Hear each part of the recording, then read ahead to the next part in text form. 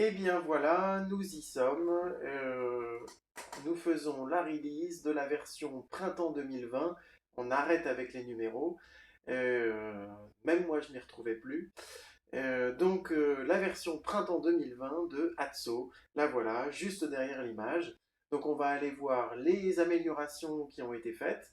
Euh, je pense que ça peut vous plaire. On va voir. Et puis, il y a aussi des petites informations un peu plus générales par rapport à l'instant T, dont je vais vous parler tout de suite.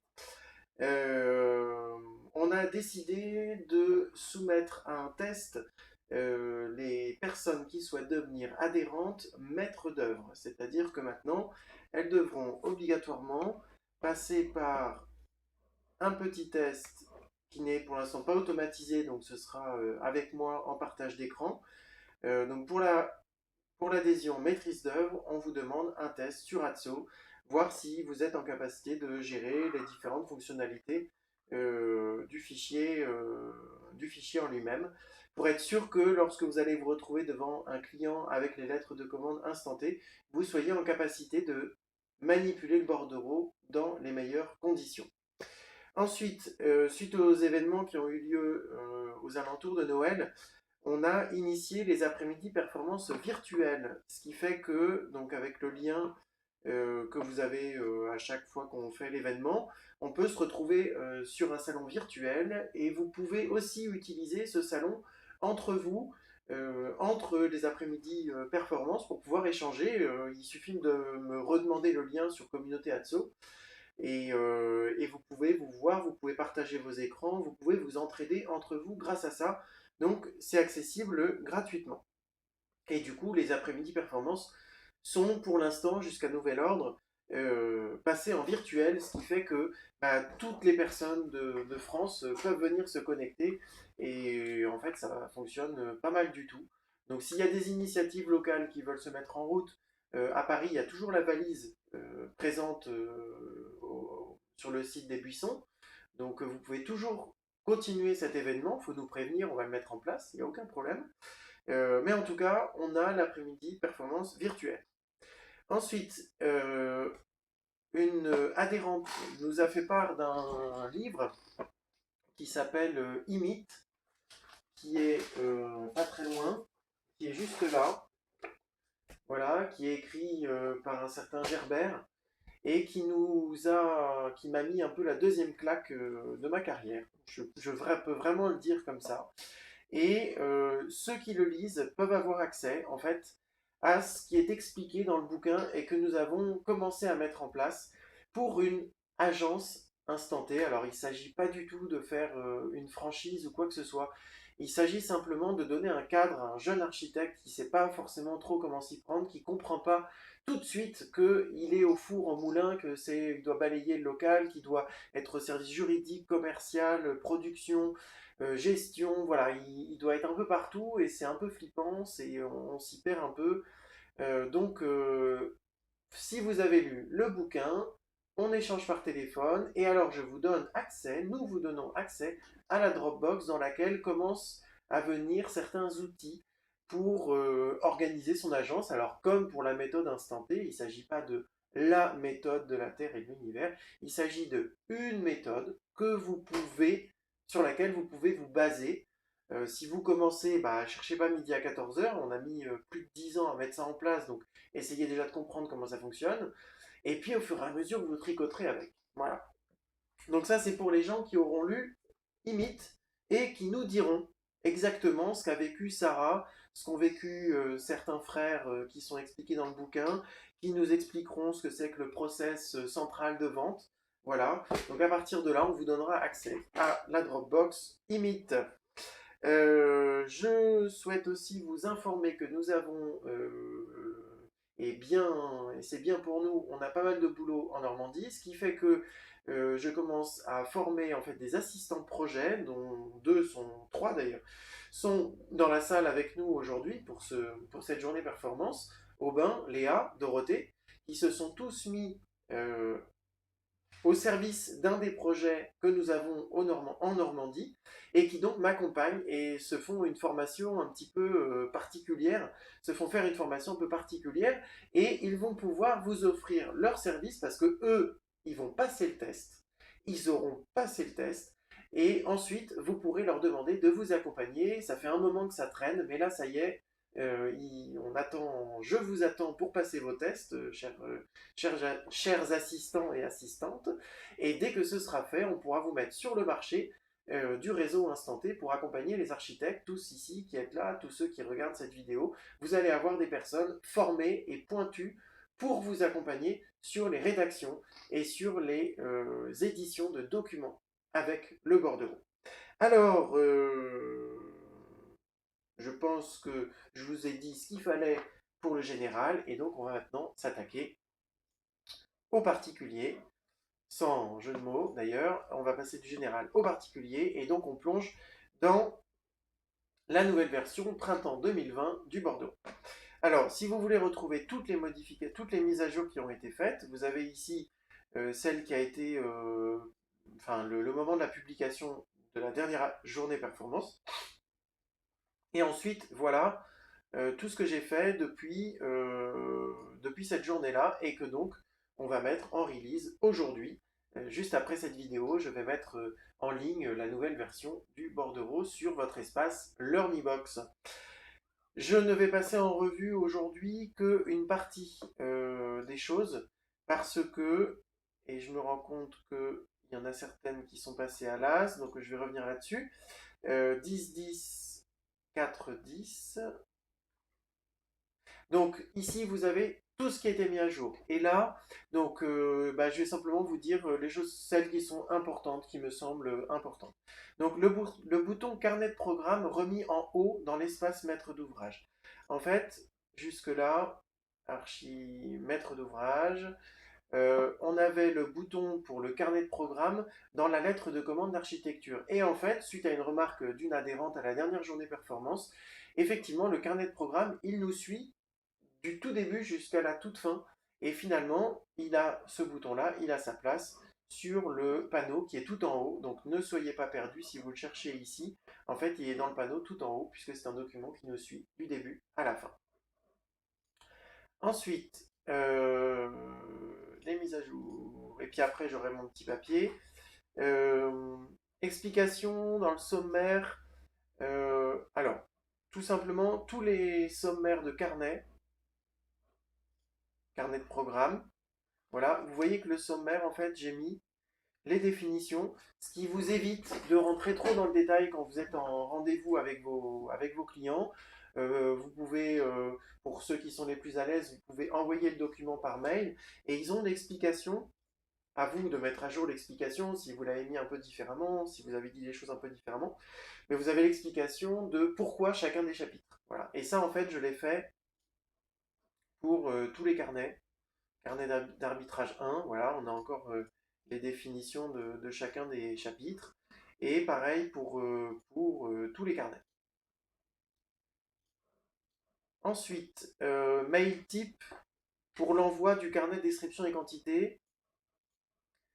Je pense que ça va se généraliser parce que c'est pas encore partout.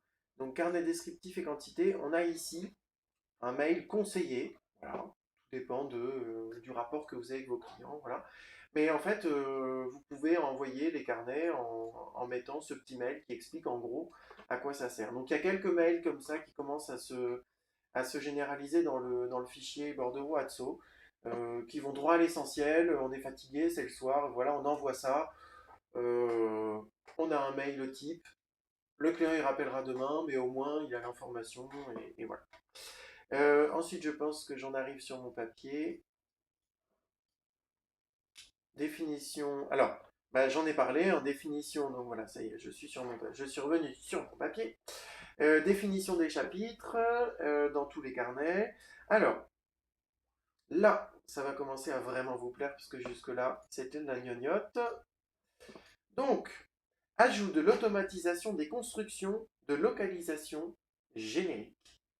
Alors, je vais tout en bas. Hop là.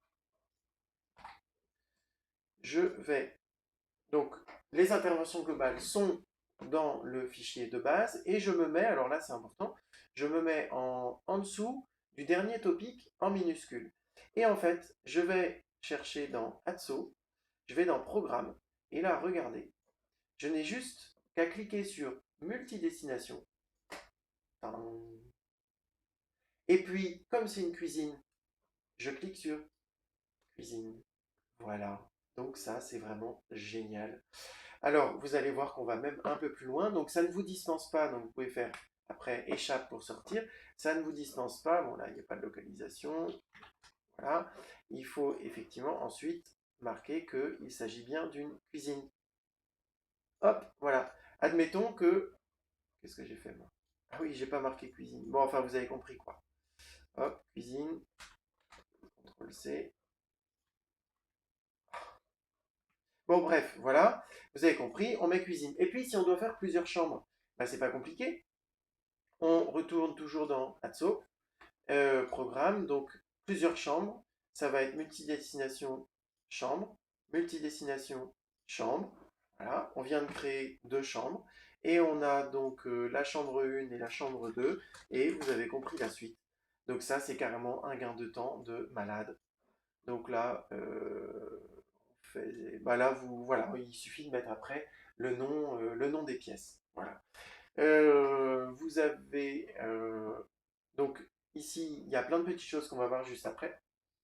Donc dans programme, en fait, multidest, je pense que tout le monde a l'habitude de ça.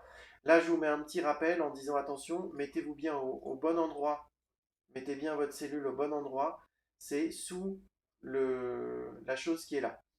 On va revenir sur l'aspect nombre de lignes du tableau, puisque vous allez voir qu'il y a encore quelque chose aussi qui a évolué et qui va vous simplifier la vie. Mais on va y aller étape par étape. Ajout de l'automatisation des R, des F et des D, donc bah, c'est la suite. En fait, dans la même veine, j'ai ici créé des boutons pour chacun des topics, tous ceux que l'on retrouve dans l'encyclopédie, donc dans votre adhésion en utilisateur ou à la maîtrise d'œuvre. Vous avez accès à l'encyclopédie et donc vous pouvez cliquer ici et ça va faire apparaître non plus euh, les programmes, puisque là on a affiché les programmes, mais cette fois-ci les R, les F et les D. C'est-à-dire que si on prend l'éclairage ici de je sais pas quoi, voilà, éclairage. Il est où? Je l'ai perdu. Il est là. Ici, je vais créer des lignes. Alors là, j'insère des lignes de façon habituelle, mais je vais vous montrer après qu'il n'y a plus pratique. Et dans éclairage, je me mets toujours sous le dernier mot en minuscule dans topic. Je vais chercher le petit chien, E comme éclairage, je clique sur éclairage, et là, je viens de créer toutes les lignes avec les topics, la description, le bon lot technique, la bonne famille, la bonne unité, et c'est pas fini, puisque l'on a également les prix. Donc en fait, il vous reste plus qu'une chose à faire, c'est l'élagage de tous les items dont vous n'avez pas besoin dans chacun des topics, et puis votre carnet descriptif et quantité, il est quasiment fait en un clin d'œil. Voilà. Quasiment fait en un clin d'œil. Voilà. En tout cas, on n'a plus à faire CTRL-C, CTRL-V depuis un Rex ou quelque chose. Alors concrètement, ça vient bien du Rex. Voilà. Vous avez tous les topics qui sont là. Alors après, ils ne sont pas forcément dans l'ordre alphabétique parce que voilà, ça viendra peut-être, mais pour l'instant, ce n'est pas le cas. Et ici dans protection des accès existants, protection des accès et existants ou rampe de garage, vous avez envie d'ajouter quelque chose pour que de base, ce soit intégré dans votre ex, et ben vous avez juste à créer une ligne et ce sera intégré. Et quand vous allez cliquer sur rampe de garage, voilà, on va le faire ensemble, insérer une ligne de tableau, je vais créer un truc. Voilà. Ici, vous mettez le bon descriptif, le bon lot technique, le bon prix et tout ça. Donc, rampe de garage, je retourne dans Données chantier. Ici, bon, je vais me mettre tout au bout. Je me mets bien dans la bonne cellule. Hein, voilà. Je vais chercher ma rampe de garage. Et hop, j'ai bien ce que je viens d'ajouter avec vous qui est apparu. Donc, vous créez votre propre automatisation. Et pour ceux qui seront encore un peu plus perso, un peu plus geek. Ouais, Michael Jordan, je pense à toi, mais il y en a d'autres. Vous avez aussi ici une page perso où vous pourrez créer, s'il y a besoin, je vous montrerai dans les macros, tout ça, c'est pas si compliqué. Vous pourrez créer vos propres boutons pour faire votre propre retour d'expérience. Voilà. Donc ça, c'est carrément génial. Ensuite, il peut arriver que on n'ait pas assez de lignes. Alors, la base de données, jusque-là, c'était un truc comme ça, raté. C'était des entêtes, voilà, et avec des lignes qui étaient les unes en dessous des autres. C'est-à-dire qu'il n'y avait pas de lien entre les différentes lignes. Voilà, alors je rentre. Ceux qui ne sont pas trop geeks, bah, c'est pas grave. Ceux qui sont un peu geeks, je vous explique. Le fichier jusque-là, c'était des lignes qu'on mettait les unes en dessous des autres et qui n'avaient aucun lien entre elles. En fait, avec cette nouvelle version, on n'est plus sur ce format, on est sur un objet tableau. C'est-à-dire que regardez ma petite flèche ici. Quand je suis en haut de Topic, elle change de forme et on peut sélectionner toute la colonne. Alors c'est bien qu'on puisse sélectionner toute la colonne, mais surtout ce que ça veut dire, c'est que tout ça, c'est un seul et même tableau que Excel va interpréter comme le tableau numéro 80, parce qu'il se trouve que c'est le 80e tableau que j'ai créé, voilà, mais c'est le tableau 80. Ce qui fait que on a beaucoup plus, en termes de calcul, Excel va beaucoup plus vite, et on est en capacité de faire des actions qu'on ne pouvait pas faire avant. Et vous allez voir, il y a un truc qui va vous plaire. Donc restez bien jusqu'au bout, ne quittez pas la salle, ne quittez pas la vidéo. Il y a aussi d'autres informations qui sont tip top. Donc, par exemple, au lieu, j'ai gardé la ligne modèle, mais finalement, eh ben, on s'en sert plus. Alors, je la garde pour mémoire parce qu'il y a toutes les bonnes formules et comme ça, on est sûr qu'il y a quelque chose qui tient la route. Si jamais le fichier est corrompu, j'en sais rien, c'est jamais arrivé, mais voilà. Maintenant, un truc bien avec cette histoire de tableau, c'est que si jamais ici, il n'y a pas assez de lignes et que l'on vient créer pardon, euh, un topic dans lequel, voilà, déplacement de portail, il y a au moins 30 lignes. Je clique dessus et pourtant il n'y a pas assez de lignes. Et bien c'est pas grave parce qu'en fait, il va créer lui-même les lignes qu'il manque. Voilà. Donc là, on est bien dans le tableau. Vous voyez, j'ai cliqué ici en haut. Et bien les lignes que je viens d'ajouter qui dépassaient le stade du tableau ont bien été intégrées au tableau. Donc quelque part, on n'a plus vraiment à s'inquiéter. Est-ce qu'il y a assez de lignes en dessous? Voilà, voilà, j'espère que jusque-là vous êtes contents. Création de la synthèse pour la corbeille. Il n'y a pas longtemps, j'ai créé la famille, ici, la catégorie d'items corbeille. Eh bien, bon, c'est tout simple, mais je pense que c'est important. Chez l'architecte, donc architecte, je pense que déjà la dernière version, j'avais créé ce panneau pour les gens qui démarrent avec Atso et qui aient juste quelque chose de simple. Ceux qui ont l'habitude, ils vont dans niveau avancé. Et ici, vous avez la synthèse Corbeil, qui est ni plus ni moins que un bac à sable figé dans la famille Corbeil d'ailleurs, bon, qui n'existe pas encore puisque ce fichier est un fichier vierge, donc il n'y a rien à la corbeille. Et quand vous aurez mis des trucs à la corbeille, vous aurez juste à sélectionner ici la famille Corbeil. Voilà. Lien direct vers les vidéos d'aide. Alors, maintenant que vous, adhérents, vous êtes privilégiés et que vous avez accès à un outil qui est uniquement accessible pour vous, je vais pouvoir supprimer dans l'Earnybox la partie vidéo d'aide, puisque maintenant, vous pouvez, en cliquant là-dessus, en cliquant sur les petits logos YouTube, vous arrivez directement sur la vidéo d'aide. Ce n'est plus un chemin dans les vidéos d'aide de l'Ornibox. Voilà, donc ça c'est quand même top. Et la base de données transformée en tableau, on a dit. Tous les tableaux croisés dynamiques sont maintenant reliés au tableau 80, c'est-à-dire à ce que je vous expliquais tout à l'heure en disant voilà cet objet-là qui est le tableau. Donc par exemple, si je prends le bac à sable et que je vais en changer la source, ici c'est tableau 80.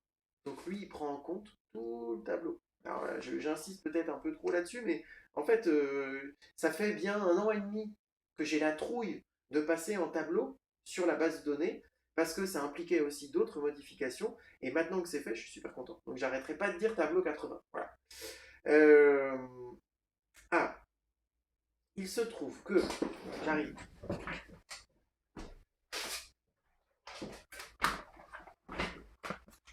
évidemment, je prends pas le bon. Il se trouve que dans Atso, on a plein de petites synthèses, planning de consultation, historique de consultation, dossier contentieux, voilà. Et même moi, j'avais du mal à les remplir. Bon. J'ai tout réuni dans Carnet de révision architecte. Et ici, vous avez toutes les synthèses qui vous permettent de faire le point quand il y a un dossier qui part un peu loin, ou vous savez plus où vous en êtes, ou voilà. Vous avez toutes ces synthèses-là qui sont importantes pour pouvoir avoir une vision globale de votre projet, mais pour avoir cette vision globale, il faut les remplir, ces documents. Alors, je les ai tous réunis ici, et ce que je fais maintenant, c'est que dans mon euh, dossier de travail de base, je vais imprimer. Là, c'est un client qui vient de se signer. Léa, nous allons voir le client bientôt ensemble. Euh, et j'imprime en fait une version vierge en papier de chacune de ces synthèses. Je mets ça dans une souche-mise que j'ai avec moi dans le dossier que j'amène avec moi chez les clients. Je le mets dedans. Je fais mes corrections à la main au fur et à mesure que les choses se passent. C'est beaucoup plus facile que de se dire ah oui, il faut que j'ouvre le bordereau, que j'aille remplir ceci, cela, voilà, c'est juste prise de tête et moi-même je ne le faisais pas. Donc maintenant, j'ai décidé ça. Et en fait, je remplis beaucoup mieux mes documents et mes petites synthèses de suivi. Et du coup, vous avez donc dans architecte, niveau avancé, carnet de révision architecte, vous avez accès directement à chacune de ces informations-là. Voilà, voilà. On continue. Création des boutons. Alors, mon chantier. Vous voyez, vous devez les voir comme un nez au milieu de la figure. D'ailleurs, vous écoutez rien depuis tout à l'heure à cause de ces deux boutons-là, j'en suis sûr. Le bouton plus, le bouton moins. Et oui, c'est bien ça. Alors, je vous fais patienter. Il y en a certains qui ont vu en après-midi performance que quand je cliquais sur une ligne, ça mettait en couleur toute la ligne. Je l'ai abandonné parce que ça faisait vachement ralentir le fichier. Donc, en fait, ça s'est arrêté de fonctionner. Et en fait, j'ai retrouvé la vitesse d'utilisation du fichier, donc j'ai même pas cherché à le refaire fonctionner. Donc effectivement, on avait vu ça en après-midi performance, mais j'ai pas fait perdurer. Trop de perte de temps. Il fait des calculs à chaque fois que je sélectionne une cellule. C'est une vraie prise de tête. Donc bah, pour l'instant, j'ai pas trouvé mieux. Alors, le bouton plus, le bouton moins, ils arrivent. Il suffit de sélectionner un nombre de lignes dont vous avez besoin et vous cliquez sur plus. Et voilà. Et c'est là où je vous disais que vous n'avez plus besoin de la ligne modèle qui est tout en haut. CTRL C, insérer, est-ce que je ne me suis pas planté? Bon, voilà. Donc, j'espère que ça vous plaît. Voilà.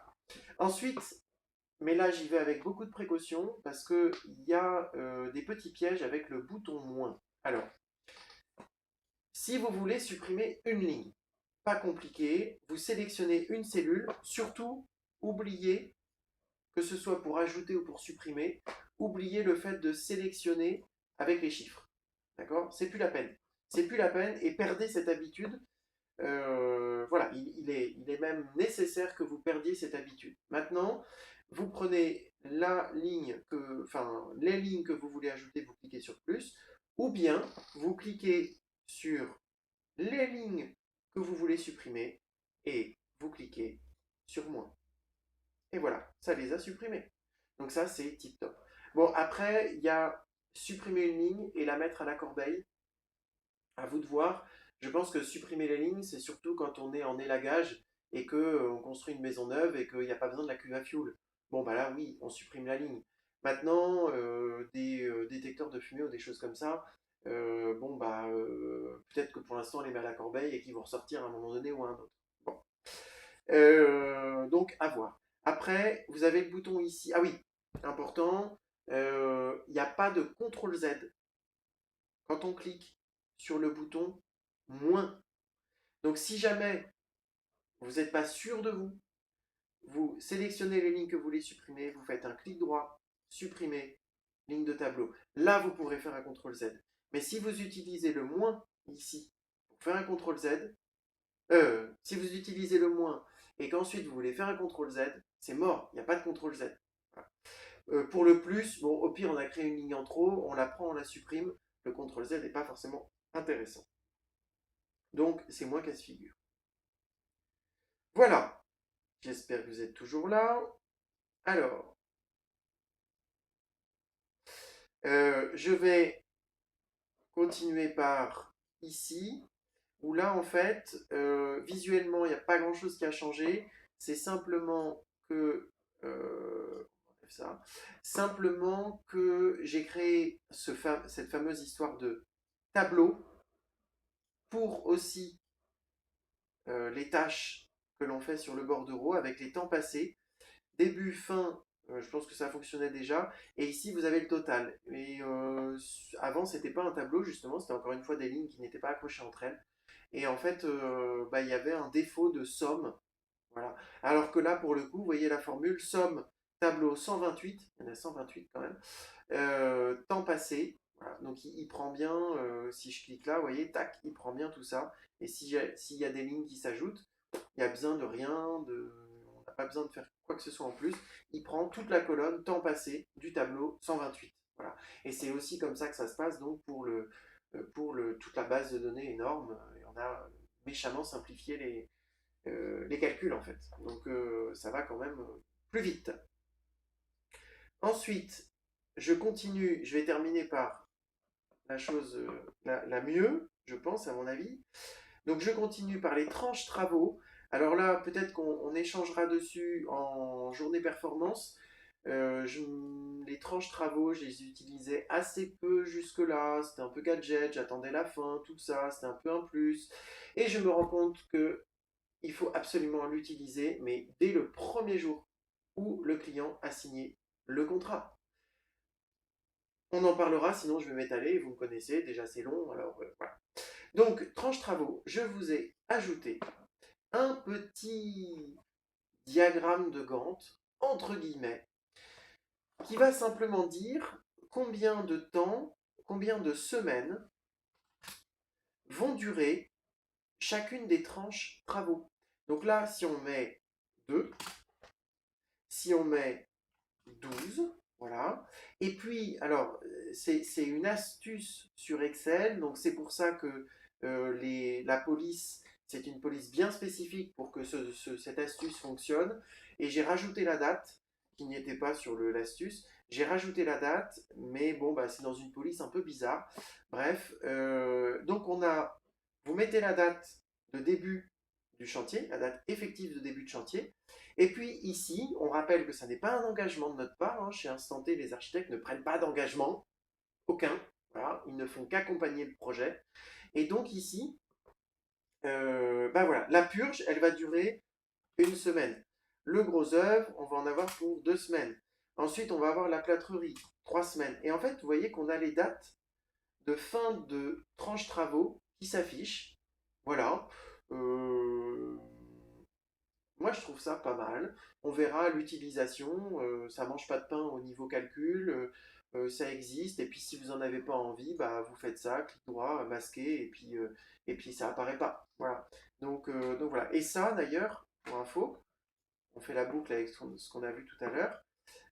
Vous l'avez dans architecte niveau avancé et carnet de révision dans les tranches. Hop, on arrive sur les tranches et non, vous ne l'avez pas. Eh bien, ce sera une évolution. Si ça vous plaît, on pourra le faire évoluer et le mettre là-dedans, puisque c'est une autre feuille, effectivement, c'est bien une autre feuille qui fait partie d'un carnet, eh bien j'ajouterai aussi le petit Gantt à cet endroit-là. Euh, voilà, on arrive au bout, puisque j'arrive sur la dernière évolution du bordereau. Et du coup, pour ça, je vais aller en fait dans un autre bordereau qui sera plus parlant, parce que là, on n'a aucune localisation, donc c'est inintéressant de vous montrer cette dernière évolution. Donc ça, petit clin d'œil, encore une fois, à Dorothée, elle va finir par s'habituer, Dorothée De Vos, que je félicite du travail qui a été effectué pour un de nos clients, puisqu'ici on a tous les topics de toutes les localisations, et puis là il n'y en a pas qu'une en fait de localisation, on est sur un dossier assez costaud. C'est là où je vous ai posé des questions sur la chaux-chanvre, sur Communauté Atso.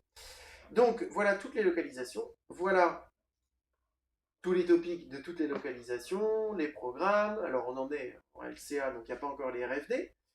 Et pour s'y retrouver, jusque-là, on dit je veux telle localisation, dans telle localisation je veux tel topic, et dans tel topic je veux telle famille. Je clique là, et j'ai un outil qui me permet d'aller filtrer ce dont j'ai besoin. Donc déjà, je peux dire, bah écoute, moi j'ai besoin que des questions maîtres d'ouvrage. Et dans les questions maîtres d'ouvrage, je veux que celles des interventions globales. Je retourne, j'ai trié mon tableau. Je retourne ici, je fais sauter les filtres, et je dis, ah bah attends, qu'est-ce qu'on a dit pour la véranda? Je clique sur la véranda, ah oui, il y a tout ça, ah bah tiens, il manque un topic, et hop, on retourne, on fait ça, on fait plus, on ajoute notre topic, et on est content. Et voilà, et donc on retourne dans les filtres, et regardez ce qui est apparu. Véranda, voilà, on a bien notre nouveau topic qui est apparu, qui n'a pas de RFD, qui n'a pas de lot technique, qui n'a pas d'item, qui n'a rien. Voilà. Alors vous pouvez aussi, je vais juste faire moins, là, je supprime cette ligne, je retourne ici. Vous pouvez aussi faire une sélection multiple. Si je dis je veux le salon, voilà, j'ai tous les topics du salon. Maintenant je veux toutes les chambres. Donc logiquement, j'ai envie de dire, je clique sur la chambre 1, la chambre 2, la chambre 3, et ben non, c'est pas comme ça qu'on fait. On clique d'abord sur la chambre 1, et ici vous avez un petit bouton qui vous dit sélection multiple. Donc je clique sur sélection multiple, et là je vais pouvoir additionner toutes les chambres qui sont concernées. D'accord? Donc là on a tous les items de toutes les chambres. Vous voyez, il m'a filtré toutes les chambres. Et puis, pour toutes les chambres, je m'aperçois que pour la finition murale, il me manque un élément. Eh bien, j'ai finition murale, je retourne ici, j'ajoute le nombre de lignes dont j'ai besoin, je mets dans les bonnes localisations. Voilà. Donc en fait, on a une souplesse de manipulation qui est assez phénoménale. Donc ici, on fait sauter tous les filtres. Voilà. Ne pas oublier de... Au début, vous allez un peu pester parce que un coup on l'a sélectionné, un coup on l'a pas sélectionné. Bon, vous allez vous y faire, voilà. Mais voilà, en fait, j'ai fini. Il suffit d'aller chercher ensuite tout ce qui correspond à la corbeille. Alors la corbeille, on s'aperçoit qu'il y a des éléments en corbeille dans toutes ces localisations-là, ou alors toutes les questions artisans s'appliquent finalement que à intervention globale. Les questions au maître d'ouvrage, bah, il n'y a plus que le préau et les interventions globales où il y a encore 3 questions. Là, si besoin, et je crois que mince, je l'ai fait sur, je crois que je l'ai fait sur le fichier que je vous transmets. Non, je ne l'ai pas fait. Mais en gros, ce que vous pouvez faire aussi, c'est agrandir ça comme ça. Vous avez beaucoup plus d'infos sur l'item en lui-même. Voilà. Bon, bah écoutez, j'espère que toutes ces petites innovations vous ont plu. Je vous souhaite une super découverte de cet outil. Si vous nous suivez sur YouTube, n'hésitez pas à mettre un pouce si vous pensez que cet outil peut vous plaire. N'hésitez pas à mettre des commentaires. Sous la vidéo, vous avez ce qu'il faut pour venir adhérer au réseau, découvrir Communauté Atso qui s'appelle maintenant les Atsonautes. Voilà, bienvenue chez Instant T.